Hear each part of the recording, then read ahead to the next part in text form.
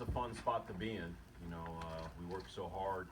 These guys work so hard to be in the 1-0 game. So I'm extremely proud of them. Very happy for them. As we saw out there, it's just not easy. You can't take these games for granted, and give Radford a lot of credit. We put up a 6 spot.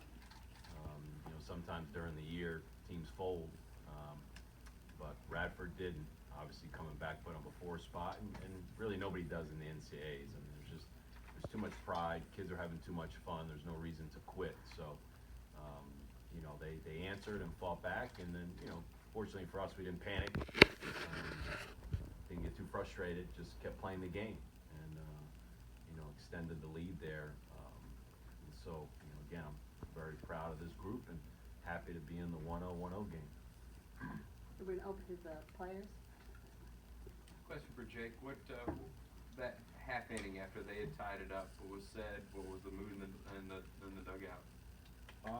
We were still loose because we know that we're going to put runs on people. And then obviously Coach Mack just told me to trust my ability from there when it came time for me, and that's what I did. What was your thought on the pitch, and did you know it was out? Change up, I did not think it was out. You had a pretty good reaction there. Yeah. Josh, what did you see on that play? I just thought he was locked in. He's putting some good swings on the ball, and I was more focused on stealing third, but I saw guy fiddling around with the changeup grip, and I guess he left it up, and Jake put a good swing on it. Is that something, Jake, that you dream of? Your first career home run, postseason? Yeah, it's always in the back of my mind, obviously, seeing guys like McKay, Drew, and then both of these guys. It's always back there. So, it's good to get that off my shoulders. What was it that Coach McDonnell, if you don't mind saying, he came out the dugout, said something to you when you tried to lay down that bunt? He just said, try not to do too much and just trust what I can do. Put a good swing on it and move it. Rick, how have you stayed sharp? I think you had 1 start in 2 months going into the night. Just trust my ability in everything I do every day in BP, because nothing should change between the BP and the game. Josh, you've talked before about the ability of this team to deliver in really clutch moments. How did that come into effect tonight? I just think it's just a matter of this team never getting down on themselves, and we know no matter what happens with Radford coming back and putting up 6 against us, there was never any doubt that we were going to lose a game, and we just knew once we got our turn to hit again, we were going to put up more runs. Josh, you've been on a tear this since early May. What has been going right for you here the last month or so? I think I'm just not trying to do too much. Earlier on in the year when I had a little rough patch, I was just trying to do things that wasn't part of my game, and now I'm just letting the ball come to me. I'm not trying to hit home runs or anything. I'm just letting everything happen and just letting the game play its course. Devin, you got a pretty good view of it. What was Bordner doing so well? He was just throwing strikes, pounding the zone, making them, get on base for singles, not giving them any free passes, and he was just letting the defense work behind him. And so, I thought it was huge for him to come in. And I don't know how many strikes he threw, but he obviously had probably a lot more strikes than balls. And he was pounding the zone and letting his defense do work for him. Devin, early on, you guys were leaving a couple runners stranded on base. What was going through your head when that was happening, and what changed to allow you guys to deliver later on? We were leaving runners on base, but it's good to know that we have guys in scoring position, so we're right there, and we knew it was just a matter of time because we're a loose team, and we knew that if we keep swinging the bat and keep getting hits, that they would fall together, and that's what happened. Josh, you've been doing pretty well both defensively as well as at bat. What part of the game do you enjoy the most? I like playing defense more, just because you can't really control if you get a hit or not, even if you put a good swing on the ball. And with defense, I love making great plays. And I just feel like when you make a great play, it just pumps up the team's energy a lot more than if somebody hits a home run. Josh, does a game like this help you guys rather than maybe going out there and having a blowout game, to have a tough game? Yeah, because I think it just helps us realize that no matter what the team's record is or what conference they come from, that nobody's going to lay down and just let us keep piling runs on them. And I just think this game shows us that we can score runs no matter what, and that there's just really nothing to lose for us. Devin, how nice is it to get that so to speak, that win under your belt to get to that 1-0 game? I mean, it's huge, definitely to get that 1-0 game. And, we got McKay on the mound, their guy that was going on the mound. And we got a lot of confidence going to that game. Our offense, did good today. So we got a lot of confidence going into tomorrow and just play our butts off and do what we can do and control what we can control. Anything else for the guys? Thanks, guys.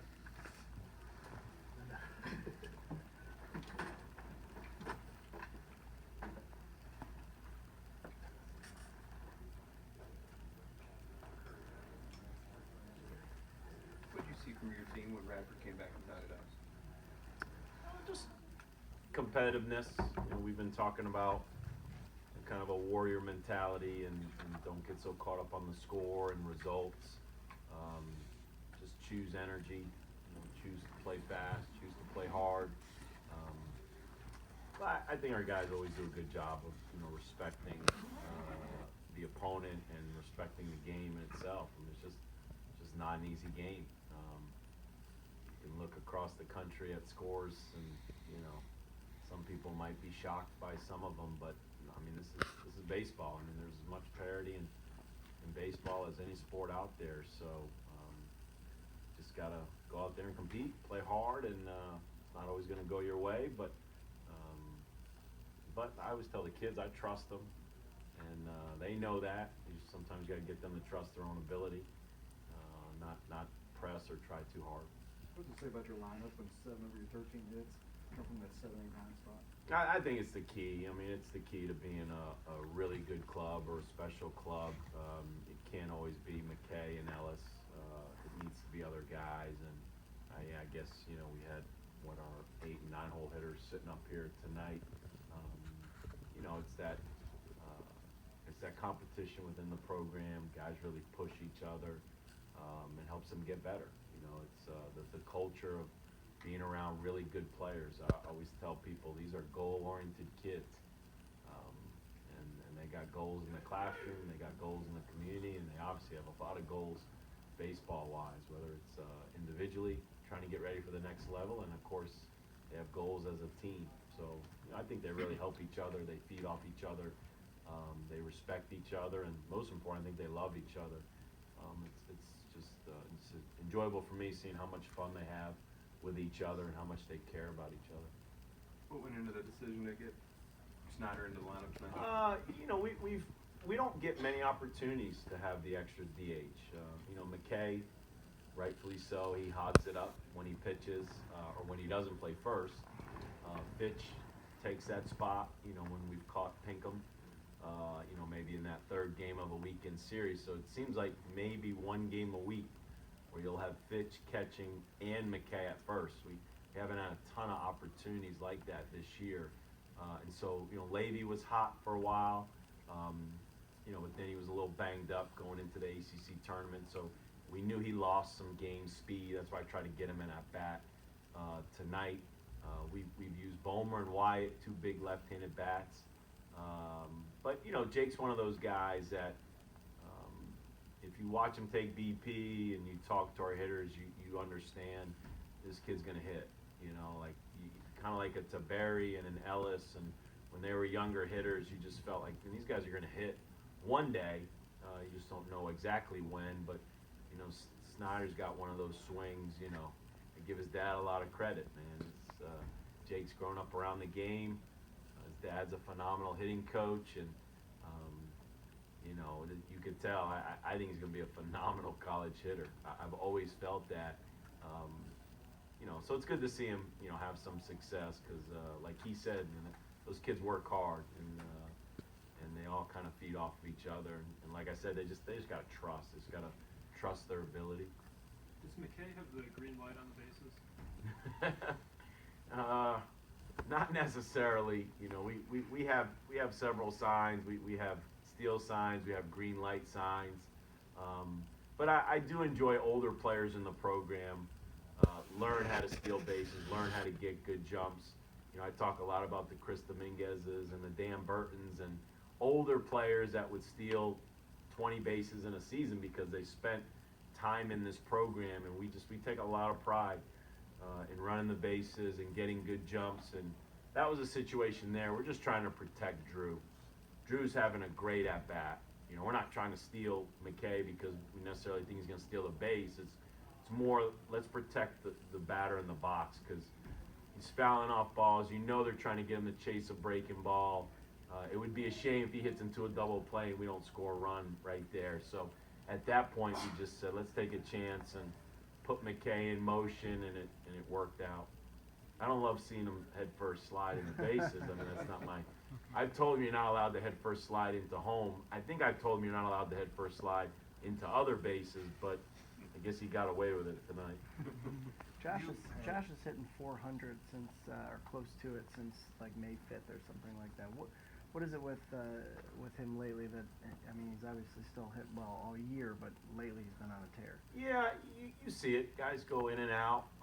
Like he said, just not trying to do too much. You know, I hear Coach Snider talk to him, you know, about letting the ball get to him, you know, getting his legs, don't jump out and go after it. You know, guys, you can always tell when they're trying to do too much and they're trying to go out to get the ball instead of letting the ball come to them and controlling that strike zone and their swing and it's fun. It's, you know, Josh to me is, I mean, that's like the blueprint of our program.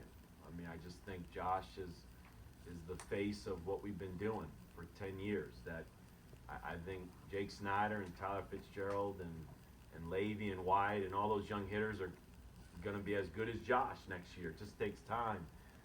It takes time to develop these kids and get them to believe and buy in and get that trust and confidence going. So, you know, anytime, I've been saying all year, you know, how happy I am that Josh has put it together and had a great year. Dan, do you agree with Josh's assessment that it was good to have a game like this to open it up? No, it's just part of it. I mean, you're not going to steamroll teams in the postseason. It's just, you know, when kids put their mind to it and they compete and give it all they got, it's anybody's game, you know. So the good thing was we just didn't panic. You know, the good thing was I'm sure there's always a little frustration, but I mean, just guys didn't panic. They lifted each other up. We've been talking about that a lot. Pick one another up, you know, and don't wait for somebody else to do it. We always say you do it, you know, you do it, and guys took that to heart, and you know, anytime they got close, fortunately we extended it there. Was that part of why you left McLaurin to face Whitaker again? Well, you know, it's game one. I know Coach Williams, the mindset is you got to get a quality start. You can't get a 5-inning start the first game of the regionals when you could play as many as 5 games. So you know, your pitching staff is counting on you, and we felt, you know, Cade had that one bad inning that he was gonna bust through the door and get us to the 7th. He's 1 out away from getting us to the 7th. The hitter before him hits the chopper right over his head. That even if Hairston catches it, I think the guy's safe. So it's just unfortunate. You know, their hottest hitter of the night, the guy who had 2 really good at bats against Cade, was up in that situation. And you know, like I say, sometimes just tip your hat and give that guy credit, man. He had a great game. And what do you know about Oklahoma? You know, well coached. I've known Pete for a long time. We played against each other in college, and we're both Northeast guys. Got a lot of respect for him. Good players, talented kids, tough kids. You know, I know we're facing a really good arm tomorrow, who's got a bright future. So it's going to be fun. I mean, it's a great challenge for us. How about Sam Porter's performance tonight? Getting in and really shut them down, letting no hits, 6 strikeouts. Sam's done that all year. You know, Sam's one of those guys. If you look at our stat sheet, you know, it's sometimes I've had to look at it and remind myself, wow, like the numbers are unbelievable. I mean, just an amazing year he's had. He's been so valuable in that, you know, kind of that bridge role, that setup role. We can use him in long relief. We can use him in short relief. He can close a game if we need him to. But, you know, I'm sure at that point we extend the lead. Coach Williams just, hey, let him ride it out. Let's save the bullpen. You know, we saved the lefties, and obviously we got Hensman fresh and ready to go, and Riley Thompson, other guys. So, you know, it ended up working out. You know, guys got to step up, and Sam did a great job tonight. What's it like in the dugout when your assistant coach's son hits his first home run in postseason? Yeah, you know, Coach Snider is great. He you know, I mean, there's obviously unconditional love at your own kid, but he never, you know, he never plays daddy ball. He never tries to oversell his kid. You know, he coaches him like all the other hitters, and but obviously, like I'm sure when it's your son, how happy. I'm sure there's times he's probably wanted to strangle him. I don't know if I'm allowed to say that, but you know, he's wanting to. You know, I'm sure at times he's so mad at him, just because you know how talented he is. But just to see him relax, and you know, Levy's gone through that. Fitz has gone through that. We've seen freshmen go through that point where they just relax and they play. It's hard to sustain it as a freshman, but I'm really happy for them both, just because I know how hard they both work at it. And like I said, that's why I think Jake's gonna be a great college hitter. You had 3 late defensive plays, really the throw from left field to keep a guy at third, the diving catch in center, and the ranging behind the bag at second. When you're making plays like that and playing clean, is that kind of an indicator as to how dialed in your guys are? No doubt. For me, it's the most enjoyable. It's the most peace I find, and the most enjoyable when we play like that. Because I mean, we call it suffocate, strangle, don't let the other team score. And when you're making plays like that, I mean, it's just, yeah, it's next to impossible to score against us. And you know, Mann has played really well the last month, and when he's playing well, you know Hairston's reputation. We feel like we've got a phenomenal middle infield. Logan Taylor makes that diving catch, and it brings flashbacks to all the great catches we made last year in the postseason. And with Lyman, Summers, and Stowers, we feel like we got 4 outfielders. Again, we feel we have the best outfield in the country, and so it's important for me, and it's important for those guys that's how you win. You're going to win on the mound. You're going to win playing great defense like that. Everybody wants to score runs and hit home runs and do all that, but this game's too tough. The pitchers are too good. There's going to be a low-scoring 1-run game. So we've had a few games like that, but I think more games like that this year than we've ever had. I've said it. I would have to say this is the best defense we've ever had here. We've had some good ones, but man, I could argue that this collection of players is as talented, and they've at times shown that they're the best defense. We're good.